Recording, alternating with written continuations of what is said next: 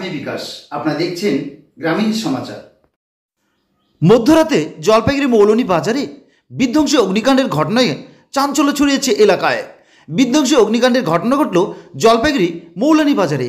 জানা গেছে শুক্রবার রাত আনুমানিক 12টা নাগাদ জলপাইগুড়ি মৌলনী বাজারে এই বাজারে থাকা একটি দোকান থেকে আগুন বের হতে দেখেন স্থানীয়রা।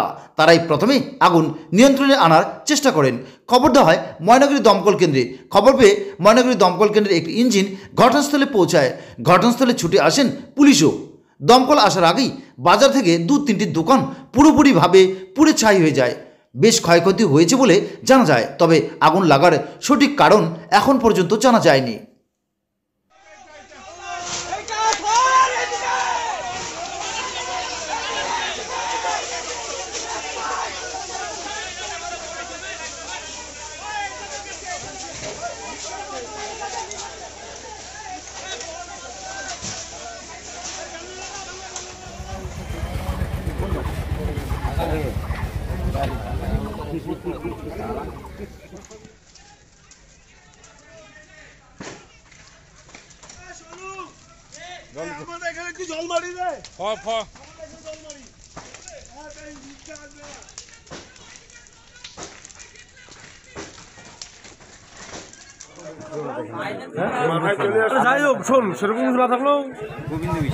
আপনার দোকান পড়েছে? হ্যাঁ।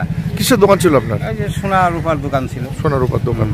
তো ঘটনাটা কিভাবে ঘটলো মনে এটা ওটি বলতে পারতেছি না। আমরা তো শুয়েছিলাম, এখন ঠাস ঠাস করে শব্দ শুনি, আমার ছেলের কাছে একটা ফোন যায়, তখন আমরা চলে আসি। মানে আপনার কত টাকার ক্ষতি হয়েছে? আমার ধরেন মোটামুটি 1-1.5 লাখ টাকা ক্ষতি হয়েছে আর কি। 1-1.5 লাখ টাকা ক্ষতি হয়েছে। তো কতক্ষণ আগুনটা মানে কন্ট্রোলে আনে ফায়ার ব্রিগেড? মোটামুটি ধরেন আধা ঘন্টার একটু এরকম হবে, আধা ঘন্টার মতো। কোথা থেকে আসলো ফায়ার ব্রিগেড? ময়নাগুড়ি নেই আর হ্যাঁ দমনি ময়নাগুড়ি। আপনার নাম? গোবিন্দ বিশ্বাস।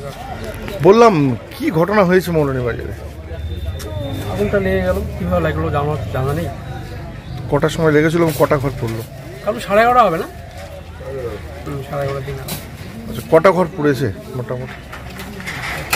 4-5টা ছিল তো পড়েছে। গোডাউন ছিল? গোডাউন ছিল। কীভাবে আগুনটা লাগলো? আগুনটা কীভাবে লাগলো সেটা তো বড় মুশকিল। আপনার এখানে কি কি দোকান ছিল? ম্যাক্সিমাম গোডাউন ছিল। সোনার দোকান ছিল? সোনার দোকান আছে। কত টাকার ক্ষতি হতে পারে? কত একজিটু বলা যায় না, কার কিন্তু মালপত্র ছিল তা তো হবে। কত হতে পারে ক্ষতি? ক্ষতি হবে বছর ছেড়ে কতটা হয়। আগুন লাগার কারণ জানা যায় না। বললাম পাশেই তো আপনার দোকান, কি ঘটনাটা হয়েছিল বলুন তো একটু। ঘটনাটা ঠিক সঠিক বলতে হবে না, আমরা তো টিভি দেখতেছিলাম। 11:30টার পরে টের পাইলাম যে আগুন জ্বলতেছে, দাউ দাউ করে আগুন জ্বলতেছে।